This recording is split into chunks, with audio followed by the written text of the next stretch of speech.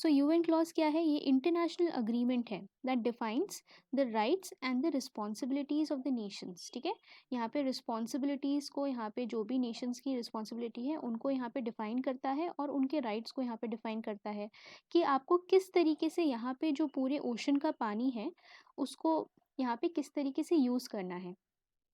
ठीक है, फिर UN clause deal with the aspects like delimitation, ठीक है, control of the environmental pollution, commercial activities in seas and technology transfer and settlement of the disputes between the states with reference to the ocean matters. ठीक है, तो हम जैसे उस दिन यहाँ पे इंडिया और बांग्लादेश की बात कर रहे थे, ठीक है, सॉरी इंडिया एंड श्रीलंका की अगर हम यहाँ पे बात कर रहे थे, तो यहाँ पे अगर इन दोनों की यहाँ पे एक्सक्लूसिव इकोनॉमिक जोन में कोई भी यहाँ पे कॉन्फ्लिक्ट रहता है, ठीक है, दोनों के कंट्रीज के बीच में, तो यहाँ पे क्या होगा, कौन यहाँ पे अथॉरिटी जो रहेगी, किसके अंडर यहाँ पे रेजोल्यूशन होगा? यूएन क्लॉज के अंडर यहाँ पे रेजोल्यूशन होगा, जो भी यहाँ पे डिस्प्यूट्स रहेंगे दो स्टेट के बीच में। ठीक है, अब यहाँ पे बाउंड्री डिलिमिटेशन मतलब कि यहाँ पे बाउंड्री डिसाइड करना, बाउंड्री डिसाइड करने के साथ साथ यहाँ पे इन्वायरमेंटल पोल्यूशन है उसको भी यहाँ पे देखता है।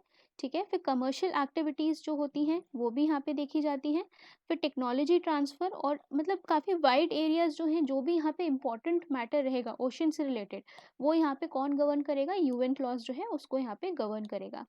2021 वाले पेपर में कौन सा क्वेश्चन आया था? यहाँ पे आया था कि इससे एसोसिएटेड जो बॉडी है वो यहाँ पे कौन सी है, तो इन्होंने बॉडी दे दी थी, तो इन्होंने बॉडी दे दी थी आपको उस टाइम। अगर ये बॉडी नहीं पता होगी तो आप आइडेंटिफाई नहीं कर पाओगे।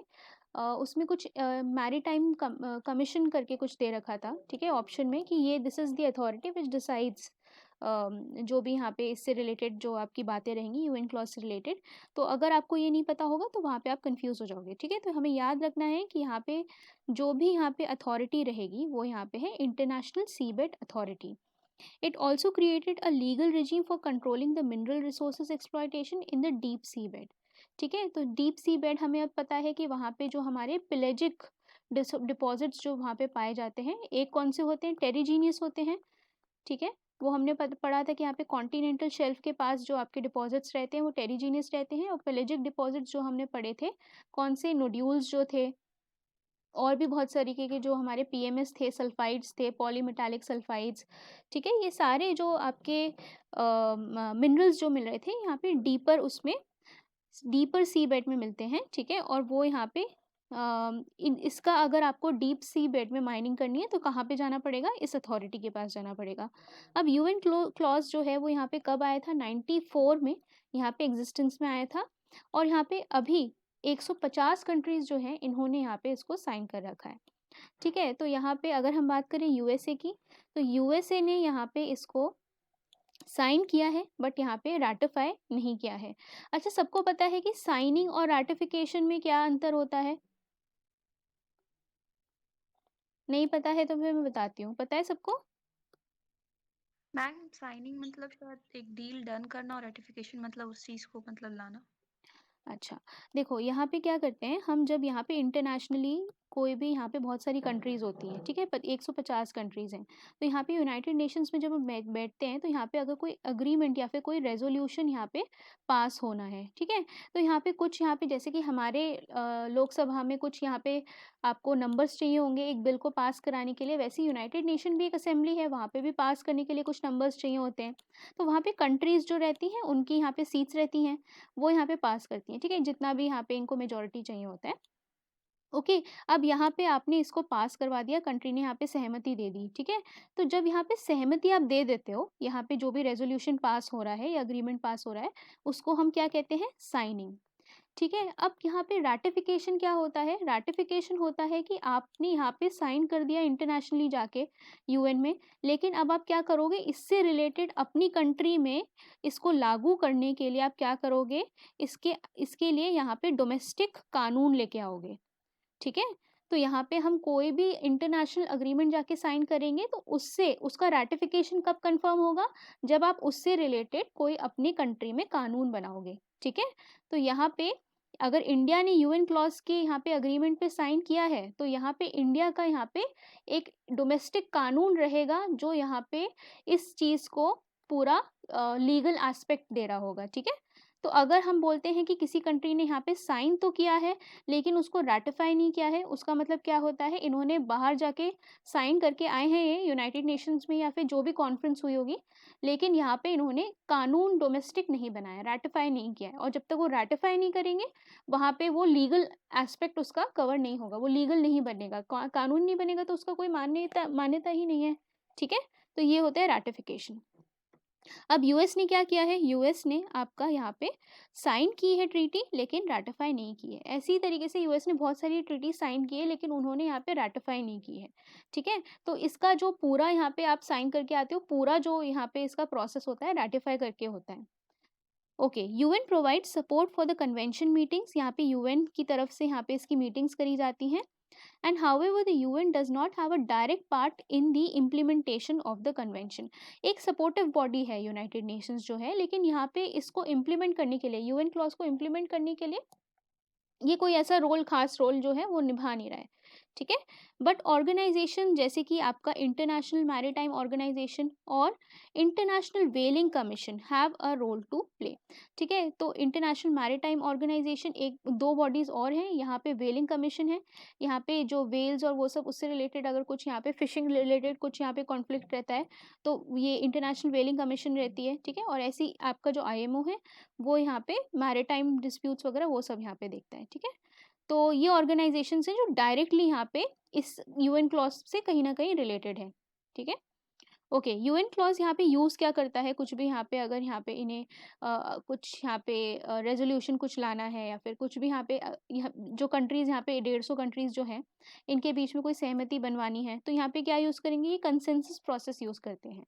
ठीक है, कंसेंसस का मतलब क्या होता है और मेजॉरिटी का मतलब क्या होता है, मेजॉरिटी का मतलब ये होता है कि अगर 100 लोग हैं और इसमें से आपके 51 से ज़्यादा लोग जो हैं, मतलब 50% से ज़्यादा लोग अगर इसको सहमति दे देते हैं तो हम कहते हैं it is passed by the majority vote. अगर आप इसमें कंसेंसस प्रोसेस लगाते हो, और कंसेंसस प्रोसेस का मतलब क्या होता है कि 100 के 100 लोग हैं तो इनमें से आपके 100 के 100 लोगों को यहाँ पे सहमति देनी पड़ेगी। अगर यहाँ पे एक भी मना करेगा, 99 लोग सहमत हैं, एक भी मना करेगा तो यहाँ पे ये जो पूरा अग्रीमेंट है वो पास नहीं होगा। ठीक है, तो यहाँ पे यूएन क्लॉज में डिसीजन मेकिंग किस बेसिस पे हो रही होगी, कंसेंसस बेसिस पे हो रही होगी। ठीक है, ओके, तो यहाँ पे 4 मेन डिसीजंस जो हैं वो यहाँ पे एक्सेप्ट करे गए हैं 1978 में से, कि यहाँ पे पूरा ये जो टेरिटोरियल वाटर्स कितने यूनिट तक रहेंगे, फिर आपके कंटिगुअस जोन कहाँ तक रहेगा, आपका एक्सक्लूसिव इकोनॉमिक जोन कहाँ तक रहेगा। अच्छा, अब जब ये आप पीडीएफ फाइल देखोगे ना, जब आप ये पीडीएफ फाइल देखोगे तो इसमें यहाँ पे एक गड़बड़ी है इस डायग्राम में। ठीक है, देखो जो बेस लाइन होती है, बेस लाइन होती है, हमने पढ़ा था हाई टाइड और लो टाइड। ठीक है, तो जहाँ पे आपका जो लो टाइड वाला जो एरिया रहता है, ठीक है, ये जैसे आप मान लो यहाँ तक जो पानी है मैक्सिमम हाई टाइड आएगी, और ये जो पानी है यहाँ तक जो है पानी नीचे यहाँ तक जा रहा है, इससे यहाँ इससे नीचे एक बेस लाइन ये जो है जहाँ पे आपका लो टाइड चल रहा है, ये आपकी बेस लाइन मान ली जाएगी। ठीक है, अब इस बेस लाइन से आपका जो मेजरमेंट है वो यहाँ पे शुरू होगा, कौन सा, यूएन क्लॉज ने जो यहाँ पे मेजरमेंट्स डिसाइड करे हैं। ठीक है, इसको डायग्राम में देख लेते हैं। ठीक है, अब ये डायग्राम दिख रहा है ना कि देखो यहाँ पे ये जो आपकी लो वाटर वाटर लाइन, जो लो टाइड वाली लाइन है, अब आपको समझ आ रहा होगा ना कि हाई टाइड वाला कौन सा एरिया होगा, लो टाइड कौन सा होगा, ये वाला कंसेप्ट क्लियर है ना। Yes ma'am. ठीक है, अब देखो लो टाइड वाला यहाँ पे इन्होंने कंट्री का बेस मान लिया कि यहाँ से हम जो भी नापेंगे यहाँ से नापेंगे। ठीक है, अब इस पॉइंट को आप मानोगे बेस लाइन, यहाँ से आप 12 नॉटिकल माइल्स तक चलोगे तो ये वाला आपका क्या कहलाएगा, टेरिटोरियल सी कहलाएगा। ठीक है, अब इसके अंदर इस 12 नॉटिकल माइल में ये कंट्री, अगर ये इंडिया का यहाँ पे टेरिटोरियल सी है तो इंडिया इससे रिलेटेड कोई भी कानून अपने उसमें बना सकता है, उसको किसी की भी परमिशन नहीं लेनी है, ये पूरा लीगली उसका अधिकार क्षेत्र है। ठीक है, पूरा उसका यहाँ पे लीगल एरिया है ये वाला एरिया। अब यहाँ पे इसी से हम यहाँ इस अब हमें बेस लाइन से नहीं चलना, इसके कंटिन्यूस 12 नॉटिकल माइल्स चलते हैं, इसीलिए कौन सा जोन है, कंटिगुअस जोन है, तो आपको कंटिन्यूएशन में चलना है यहीं से 12 नॉटिकल माइल्स आप यहाँ से चलोगे। ठीक है, तो आपका क्या कहलाएगा, ये कंटिगुअस जोन कहलाएगा। ठीक है, ओके, अब देखो यहाँ पे आपका एक्सक्लूसिव इकोनॉमिक जोन कहाँ से स्टार्ट होता है। देखो ये वाला जो डायग्राम दे रखा है ये यहाँ पे गलत है, मैंने 2-3 चेक करे थे कि बेस लाइन से यहाँ पे नहीं शुरू होता है आपका EEZ, वो कहाँ से शुरू होता है, जहाँ से आपका कंटिग्यूस जोन शुरू हो रहा है वहाँ से आपका EEZ शुरू होगा, ठीक है। और जो ये 200 नॉटिकल माइल्स वाला जो एरिया है, ठीक है, 200 नॉटिकल माइल वाला कौन सा एरिया है, ये जो बेस लाइन से शुरू हो रहा है टोटल, ठीक है। तो जो आपका 200 नॉटिकल माइल वाला एरिया है इसके अंदर कौन सी एरिया कवर हो रहा है, एक तो आपका एक्सक्लूसिव इकोनॉमिक जोन कवर हो रहा है, प्लस आपका जो टेरिटोरियल सी वाला जो आपका एरिया है वो आपका कवर अप हो रहा है, ठीक है। तो क्या हो गया, यहाँ पे जो आपका 200 नॉटिकल माइल वाला जो एरिया है उसके अंदर आपकी दो चीज़ें आ रही हैं, एक तो आपका 12 नॉटिकल माइल वाला एरिया आ रहा है और एक प्लस आपका कौन सा आ रहा है, EEZ वाला एरिया आ रहा है।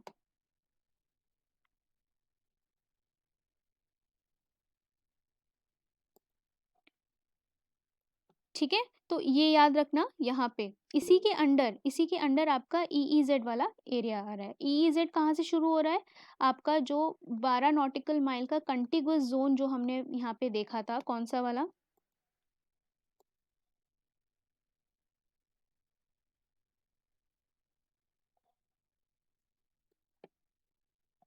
ठीक है, कंटिग्यूस जोन हमने यहाँ से देखा था, यहाँ से याद रखना, इसमें कुछ दिन बाद ये भूल जाओगे कि EEZ आपका कहाँ से शुरू होता है। देखो EEZ अगर लॉजिकली भी आप सोचोगे तो ये वाला एरिया तो आपका क्या है, ये तो आपके अंडर ही है ना, क्या यहाँ पे आपको एक्सक्लूसिव इकोनॉमिक जोन डिक्लेयर करने की ज़रूरत पड़ेगी, जो टेरिटोरियल सी है वो तो आपका आपका अधिकार वाला एरिया है ही, है ना, तो आपको वहाँ पे ज़रूरत नहीं पड़ेगी डिक्लेयर करने की। तो यहाँ पे तो आप वैसे भी EEZ ना भी डिक्लेयर करो तो भी आप इससे रिलेटेड कानून बना सकते हो। फिर ये जो EEZ शुरू हो रहा है यहाँ से याद रखना शुरू हो रहा है, ठीक है।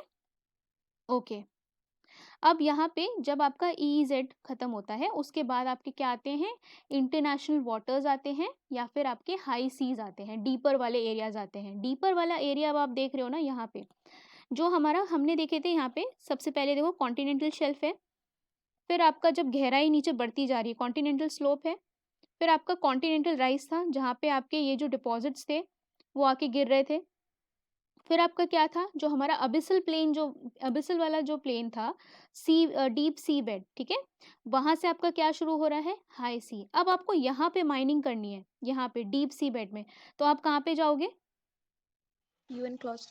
ISA पे, इंटरनेशनल सी बेड अथॉरिटी, ठीक है। ओके, कहाँ पे माइनिंग करनी है, यहाँ पे। अब यहाँ तक आपको कोई परमिशन नहीं चाहिए, यहाँ तक, ठीक है।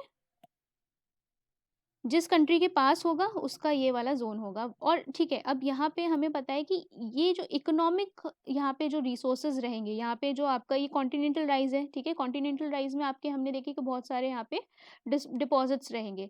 ये डिपॉजिट्स की माइनिंग करने के लिए यहाँ पे जो पूरा एक्सक्लूसिव राइट रहेगा वो यहाँ पे इस कंट्री के पास रहेगा, ठीक है। लेकिन यहाँ पे दूसरी कंट्रीज भी आ जा सकती हैं, लेकिन अगर दूसरी कंट्री को यहाँ पे टेरिटोरियल सी में आना है तो यहाँ पे आपको क्या करना पड़ेगा, आपको लेना पड़ेगा परमिशन, क्योंकि आप यहाँ से इस कंट्री की बाउंड्री में एंटर कर रहे हो, ठीक है, इंटरनेशनल बॉर्डर आप क्रॉस कर रहे हो और यहाँ से कानून जो है यहाँ पे इस कंट्री का लागू हो जाएगा, ठीक है। अच्छा, एक और बात है कि हमने अभी बात करी रैटिफिकेशन की, ठीक है, तो इंडिया ने जब यहाँ पे इससे रिलेटेड कानून रैटिफाई किया तो यहाँ पे हमें हमारी जो लोकल कानून जो है, ठीक है, UN क्लॉज के तहत वो हमें यहाँ पे दूसरी कंट्रीज़ को परमिशन लेने की यहाँ पे वो प्रोवाइड करता है कि यहाँ पे अगर आप EEZ जोन में भी यहाँ पे एंटर करते हो इंडिया के, तो आपको इंडिया को यहाँ पे नोटिफाई करना पड़ेगा, ठीक है, कि हम आपके एक्सक्लूसिव इकोनॉमिक जोन में एंटर कर रहे हैं, ठीक है। तो हमारा ये लोकलाइज्ड उसमें, वैसे ये यूनाइटेड नेशंस के उसमें नहीं है, मतलब ऐसा कुछ नहीं है, लेकिन हमने उसमें एक ऐड ऑन किया है अपने कानून में, ठीक है, कि अगर आपको इंडिया के EEZ वाले जोन में आपको आना है तो आपको यहाँ अंदर अगर आप एंटर करोगे तो यहाँ पे आपको परमिशन लेनी पड़ेगी, इंडिया को नोटिफाई करना पड़ेगा, जो भी कोस्ट गार्ड्स वगैरह हमारे रहेंगे वहाँ पे, ठीक है। ये क्लियर हुआ, यस मैम। ठीक है, ओके, ठीक है। तो अब देखो इसमें यही है कि ये टेरिटोरियल वाटर्स इतना है आपका, कंटिग्यूस जोन में आपका ये सब है, ठीक है। और The further contiguous zone 19 kilometers is recognized in which the coastal state can act against those who break the law. ठीक है, यहाँ पे कंटिग्यूस जोन इसीलिए प्रोवाइड किया गया है कि यहाँ पे टेरिटोरियल सी वाले जो कानून हैं, ठीक है, उसको फर्दर यहाँ पे एक्सटेंड करके अगर यहाँ पे कोई पायरेट्स वगैरह घूम रहे हैं, ठीक है, तो उनको आप एक यहाँ पे ट्रांजिशन जोन में रोक सकते हो, ठीक है, with the true territorial waters. In other word it's a pursuit zone, मतलब ये ट्रांजिशन जोन ही कहलाएगा, ठीक है।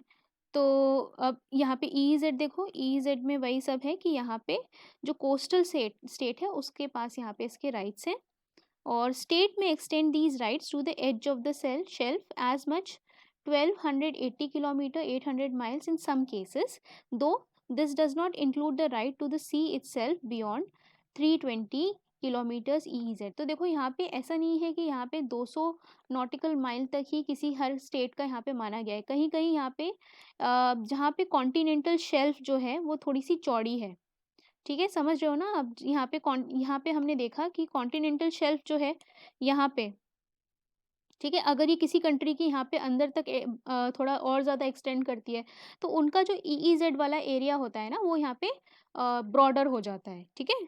तो यहाँ पे एकदम ये स्ट्रिक्ट वो नहीं है मार्जिन, इसको यहाँ पे कॉन्टिनेंटल शेल्फ के हिसाब से यहाँ पे डिवाइड करा गया है, ठीक है। तो ये देखो यहाँ पे इतना तक यहाँ पे इसकी जा सकती है range.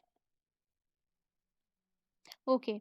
Landlocked and geographically disadvantaged state can participate in an equitable basis in exploiting an appropriate part of the surplus of the living resources in the EEZ। ठीक है, तो अब यहाँ पे कोई डिसएडवांटेज कंट्री है जो पूरा लैंडलॉक्ड है, मान लो अफगानिस्तान है, तो अफगानिस्तान का अब अफगानिस्तान को तो यहाँ पे बेनिफिट मिलेगा ही नहीं, ठीक है, EEZ का, कि वहाँ पे जो मरीन रिसोर्सेज हैं उनका वो लोग एक्सप्लॉइट नहीं कर पाएंगे, तो वहाँ पे कोई कंट्री के साथ ये लोग क्या कर सकते हैं, वहाँ पे अगर सरप्लस रिसोर्सेज हैं तो ये जो है इक्विटेबल बेसिस पे शेयर कर सकते हैं, जो जो आप लोग क्वेश्चन पूछ रहे थे ना, इंडिया और श्रीलंका वाला, ठीक है। अब ये क्लियर हो गया, अगर यहाँ पे दोनों चाहें तो आपस में ये जो रिसोर्सेज हैं यहाँ पे शेयर कर सकते हैं, ठीक है। Okay, in EEZ on the continental shelf, all marine scientific research is subject to relevant coastal consent। ठीक है, अगर आप EEZ में क्या कर रहे हो, कोई ना कोई यहाँ पे आप साइंटिफिक अगर आप यहाँ पे कुछ लेबोरेटरी वगैरह लगा रहे हो, कुछ रिसर्च कर रहे हो, तो ऑब्वियसली आपको इस स्टेट को, कोस्टल स्टेट को आपको यहाँ पे बताना पड़ेगा, ठीक है, कि आप यहाँ पे कुछ रिसर्च कर रहे हो। पता चले कि चाइना हमारे EEZ में आके बैठ के यहाँ पे रिसर्च कर रहा है कि कौन सा यहाँ पे सबमरीन घूम रहा है, ठीक है, तो यहाँ पे ऑब्वियसली इंडिया को यहाँ पे आपको बताना पड़ेगा, या कोई भी एक दूसरा स्टेट रहेगा। ओके, तो यहाँ पे जो इंडिया है या फिर कोई भी कोस्टल स्टेट है वो यहाँ पे पीसफुल पर्पसेस के लिए जो ये यहाँ पे रिसर्च वाला जो एरिया है वो यहाँ पे ग्रांट कर सकते हैं। अब देखो यहाँ पे कंसर्न क्या रहेगा, जैसे अगर यहाँ पे चाइना आके रिसर्च करने लगे तो उसको तो यहाँ पे पूरा टेरिटरी पता चल जाएगा कि नीचे क्या क्या रिसोर्सेज हैं और कहाँ पे आप यहाँ पे मान लो कभी वॉर हो गई तो यहाँ पे क्या होगा, कभी माइन लगा सकते हैं, उसको यहाँ पे स्ट्रेटेजिक लोकेशंस पता चल जाएंगी। इसीलिए यहाँ पे कोई भी रिसर्च करने से पहले यहाँ पे कंट्री का यहाँ पे उसकी नेशनल सिक्योरिटी के लिए ज़रूरी है कि यहाँ पे परमिशन ली जाए, ठीक है। ठीक है, अब देखो हाई सीज जो है, हाई सीज में आपका जो कंट्री है यहाँ पे आपका क्या आ जाता है, free for navigation by vessels of all nations, ठीक है। द ओशंस में also be use freely for laying submarine cables and the air space over them is also free. यहाँ पे इसके ऊपर जो एयर स्पेस है वो भी फ्री रहेगा, और यहाँ पे आप क्या करोगे, सबमरीन वाले जो केबल्स हैं वो भी बिछा सकते हो, ठीक है, फ्रीली बिछा सकते हो। फिर the oceans may also be freely fished by all nations, though some international agreements seek to control the overfishing which endangers some species। ठीक है, तो यहाँ पे देखो सी बेड वाला जो डीपर वाला नीचे आपका जो रिसोर्सेज हैं उनको माइन करने के लिए तो आपको यहाँ पे परमिशन चाहिए, लेकिन यहाँ पे अगर फिशिंग रिलेटेड कुछ है, ठीक है, तो वहाँ पे ज़्यादा कुछ यहाँ पे परमिशन नहीं चाहिए, लेकिन हाँ अगर वहाँ पे कुछ एंडेंजर कर रहा है तो आपस में यहाँ पे जो इंटरनेशनल अग्रीमेंट्स हैं उनको यहाँ पे फॉलो करा जाएगा, ठीक है। The states must share with the international community part of the revenue derived from exploiting resources of the continental shelf beyond 200 miles। ठीक है, तो अगर यहाँ पे 200 नॉटिकल माइल्स से बियॉन्ड आपका अगर यहाँ पे कुछ ना कुछ रेवेन्यू जो है यहाँ पे कंट्री आके जनरेट कर रही है, तो यहाँ पे जो भी रेवेन्यू जनरेट किया है किसी और कंट्री ने, वहाँ पे इस कोस्टल स्टेट से ये लोग जो अपना शेयरिंग है प्रॉफिट वाला वो कर सकते हैं, ठीक है। ओके, चलो ये हमारा यूएन क्लॉज खत्म हुआ, समझ आया ये यूएन क्लॉज। और अब हम यहाँ पे डिस्प्यूट्स देख लेते हैं कि चाइना वाले क्या डिस्प्यूट्स हैं, और इसकी जो यहाँ पे लोकेशन है, जो यहाँ पे इन्होंने आर्टिफिशियल आइलैंड्स क्रिएट किए हैं, उसकी यहाँ पे जो रिलेटिव पोजीशन है वो आ सकती है, ठीक है। तो यूएन क्लॉज समझ आ गया ना, अब तो हमने इसे कई बार ही पढ़ लिया है। Yes ma'am. मैम एक क्वेश्चन है। हाँ जी अदिति पूछो। मैम ये क्वेश्चन है कि जैसे यूएस जो है उसने रेटिफाई नहीं किया है, हम्म। तो मैम अगर वो हमारे एरिया में आता है ईईजेड जोन में, हम्म। तो मैम हम एक्शन ले सकते हैं उसके अगेंस्ट? हाँ बिल्कुल ले सकते हैं। अभी ऐसा हुआ था ना कि यहाँ पे मालाबार एक्सरसाइज के बाद ये लोग आए थे हमारे वाले ईजेड वाले जोन में, और उन्होंने बोला कि ये तो हमारा फ्रीडम ऑफ नेविगेशन है, और वो क्या करे, वो यहाँ पे इंडिया के ईजेड वाले एरिया में आए।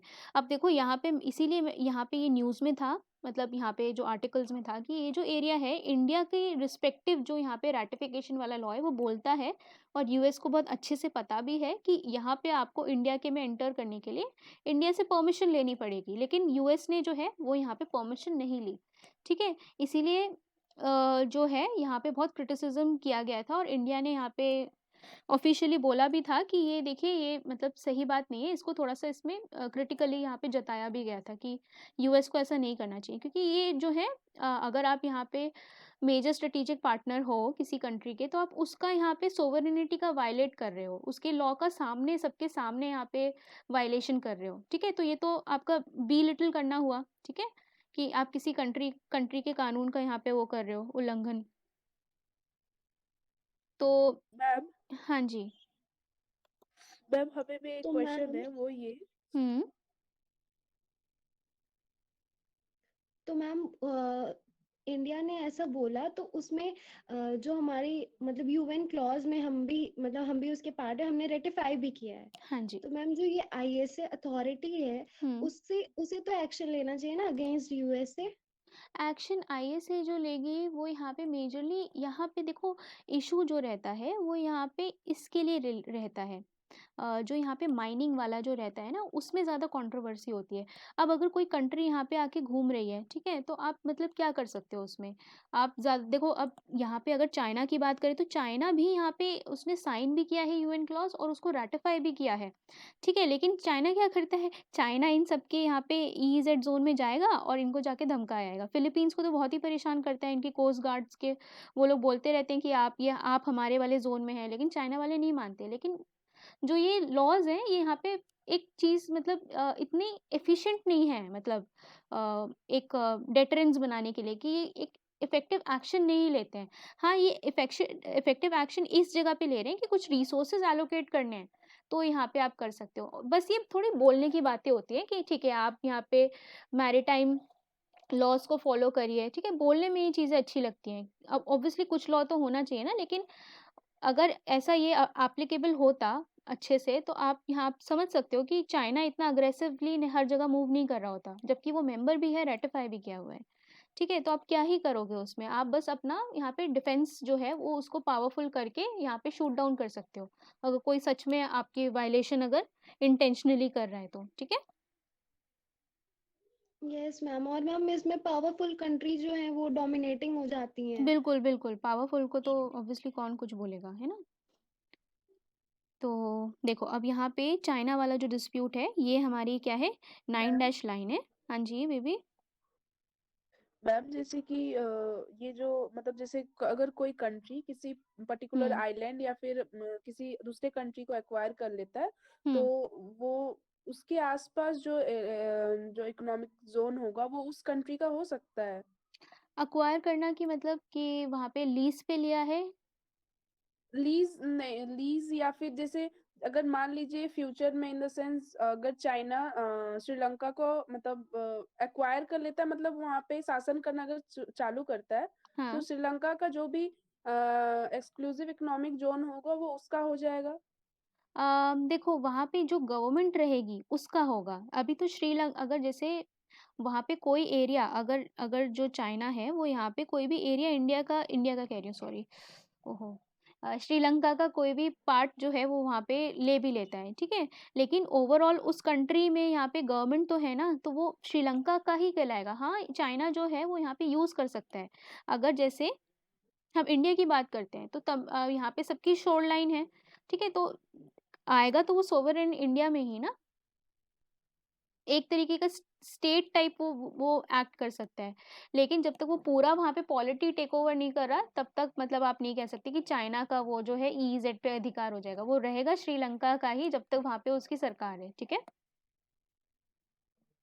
और मैम अगर कोई आइलैंड को एक्वायर करता है या खरीद लेता है तो हाँ फिर उस आइलैंड के आसपास जो इकोनॉमिक जोन होगा वो हाँ, उस बिल्कुल कंट्री तब का कर हो सकते सकता हैं। है। हाँ जी, तब कर सकते हैं। Yes ma'am. ठीक है, ओके। अब देखो यहाँ पे ये आपका क्या है, जो आपको रेड वाली लाइन दिख रही है, ठीक है, ये आपकी चाइना ने डिसाइड करी है, ये वाली 9 डैश लाइन उसको बोलते हैं, ठीक है, 9 डैश लाइन, ये डैश में ऐसे ऐसे करके दिखाते हैं, ठीक है। अब देखो यहाँ पे ये डिस्प्यूट्स जो हैं ये पैरासिल आइलैंड्स हैं, ठीक है, ये इनकी रिलेटिव पोजीशन याद रखना। फिर यहाँ पे स्प्रैटली आइलैंड्स हैं, ठीक है, तो स्कॉर्बोरो आइलैंड्स हैं यहाँ पे, ठीक है, इसका डिस्प्यूट जो है यहाँ पे किसके साथ रहेगा, देखो अब यहाँ पे फिलीपींस का यहाँ पे ईजेड कहाँ पे आ रहा है, ये वाला एरिया आ रहा है, ठीक है, ये समझ आ रहा है ना, फिलीपींस का ईजेड ये वाला एरिया है। लेकिन चाइना ने अपना वाला कहाँ से क्लेम कर लिया, इसके अंदर से क्लेम कर लिया। अब वो कह रहे हैं कि देखो ये क्या है, ये हमारा आइलैंड बना दिया हमने, अब इसका तुम ईजेड ज्वाइन कर लो, ये इसका ईजेड जो है यहाँ पे इन्होंने बढ़ा दिया। बोले कि ये देखो ये है हमारा अब जो भी आपका सोवरेन है आपका, ये जो आइलैंड है, मतलब यहाँ पे इन्होंने क्या किया, कॉन्टिनेंटल शेल्फ टाइप की यहाँ पे एरिया बना दिया, ठीक है, और उसको यहाँ पे पूरा क्लेम कर लिया यहाँ पे। समझ आया?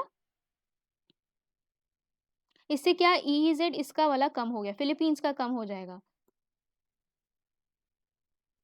यस मैम, क्योंकि आइलैंड तो चाइना का है इसलिए उनका कम हो हाँ, जाएगा। मतलब इन्होंने क्या किया, ये लोग क्या करते हैं, पूरा यहाँ से अंदर माइनिंग करेंगे, माइनिंग करके जो यहाँ पे सैंड वैंड जो भी अवेलेबल रहेगा या ट्रांसपोर्ट करके लाएंगे या फिर माइन करेंगे, और इन्होंने यहाँ पे आइलैंड्स जो हैं क्रिएट कर दिए, ठीक है। तो यहाँ पे इकोलॉजिकली ये बहुत यहाँ पे नुकसान पहुँचाते हैं, ये जो इन्होंने काम किया है कि आर्टिफिशियल आइलैंड्स क्रिएट करना। लेकिन खैर चाइना को यहाँ पे कोई टेंशन नहीं है, वो यहाँ पे जो करना होता है वो करता है। अब देखो यहाँ पे वियतनाम का आपका क्या है, देखो वियतनाम का ये जो है, ये आपको दिख रहा है ना, ये पूरा वियतनाम के ईईजेड जोन में आ रहा है, ईईजेड जोन में आ रहा है, ठीक है। अब यहाँ पे देखो वियतनाम से कितना अभी कंट्रोवर्सी रहता है चाइना का, यहाँ से देखो ये पूरा इतने पास से वियतनाम के इन्होंने ये निकाली है 9 डैश लाइन, तो इनका तो पूरा यहाँ पे इकोनॉमिक जोन इन्होंने यहाँ पे कैप्चर कर लिया है। कौन से आइलैंड्स बना के, इधर इन्होंने 2 आइलैंड्स बना दिए हैं, पैरासिल बना दिया है, और देखो कितने सारे यहाँ पे स्प्रैटली आइलैंड्स बना दिए हैं। अब इसके बेसिस पे ये बोलेंगे कि हमारा तो एक्सटेंड हो गया यहाँ पे जोन, ठीक है। तो यहाँ पे जोन एक्सटेंड करके इन्होंने कौन सी लाइन बना दी, ये वाली लाइन बना दी। तो सिंपल बात है देखो यहाँ पे कि ये हम तो यूएन क्लॉज के मेंबर हैं और हमारे यहाँ पे आइलैंड हैं, और यहाँ पे हमारे आइलैंड जब प्रेजेंट होंगे तो ये हमारा जोन हो जाएगा, ठीक है। जैसे कि यहाँ पे इंडिया का जैसे है ना कि यहाँ पे लक्षद्वीप आइलैंड्स हैं तो पूरा एक्सटेंड हो रहा है, उसके ईजेड बन रहे हैं। फिर अंडमान है तो अंडमान के और पास आपके बन जाएंगे ईजेड जोन, ठीक है। तो इस प्रकार से चाइना को भी यहाँ पे आइडिया होगा कि आर्टिफिशियल बना देते हैं, क्या फर्क पड़ता है, हमारे पास अंडमान निकोबार नहीं है तो, है ना। ओके। और देखो यहाँ पे एक चीज़, यहाँ पे जब इंटरनेशनल रिलेशंस पढ़ोगे तो यहाँ पे इंडिया चाइना और वियतनाम का क्या इशू रहता है कि यहाँ पे जो वियतनाम है, ठीक है, ये भी क्लेम करता है कि ये वाला जोन जो है ये हमारा है। तो अब इंडिया यहाँ पे क्या करता है कि यहाँ पे बहुत सारे रिसोर्सेज रहते हैं, ठीक है। तो यहाँ पे ओएनजीसी विदेश, ठीक है, ओएनजीसी विदेश जो है यहाँ पे आके माइनिंग कर, मतलब यहाँ पे जो भी रिसोर्सेज यहाँ पे नेचुरल मरीन रिसोर्सेज हैं, वो यहाँ पे ऑयल जो है यहाँ पे देखते हैं, ठीक है, नेचुरल गैस वगैरह यहाँ पे देखते होंगे। तो वो वियतनाम जो है यहाँ पे ओएनजीसी को परमिशन देता है कि यहाँ पे आप आके एक्सप्लोर करो, ठीक है। अब यहाँ पे अगर इंडिया जाएगा तो चाइना ऑब्वियसली आके विरोध करेगा, वो बोलेगा कि ये साउथ चाइना सी से आप बाहर जाओ। तो इंडिया जो है यहाँ पे वियतनाम और ओएनजीसी की जो पार्टनरशिप है इंडिया के साथ, इसको यहाँ पे विरोध करता है, ठीक है। तो ये वियतनाम और इसकी कहानी है। ठीक है, तो यहाँ पे देखो ये सबके इकोनॉमिक मैम जोन है। ऐसा इंडिया को भी करना चाहिए। हाँ, इंडिया तो कर ही रहा है, अब इंडिया थोड़ा सा असर्टिव हो ही रहा है। देखो ये ब्रूनेई कंट्री है, ब्रूनेई छोटी सी कंट्री है, इसका भी यहाँ पे EEZ पूरा यहाँ पे क्लैश कर रहा है इसके साथ, वियतनाम के साथ। तो इनके तो चलो इनका आपस में रह जाएगा, लेकिन यहाँ पे चाइना ने पूरा यहाँ पे क्लेम कर रखा है। सारी ये कंट्रीज आसियान कंट्रीज हैं, ठीक है। आसियान कंट्रीज याद है,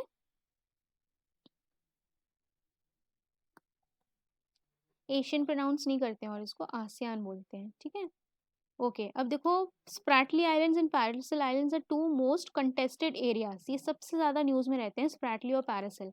however, unlike other parts of the South China Sea, these areas do not hold large resources of oil and natural gases. ये जो बनाए गए हैं ना, ये पैरासिल और ये स्प्रैटली, इनमें ज़्यादा रिसोर्सेज नहीं है, लेकिन यहाँ पे EEZ को यहाँ पे एक्सटेंड करने के लिए चाइना ने यहाँ पे बना दिए हैं, ठीक है।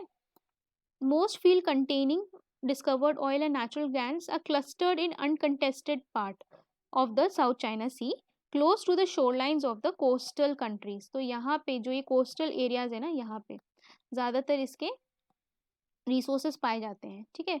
वैसे साउथ चाइना सी में हाइड्रोकार्बन्स वगैरह खूब सारे पाए जाते हैं, और चाइना ऐसे ही नहीं क्लेम करता है कोई भी एरिया, ठीक है। तो अगर चाइना कोई एरिया क्लेम कर रहा है तो वहाँ पे ज़रूर कुछ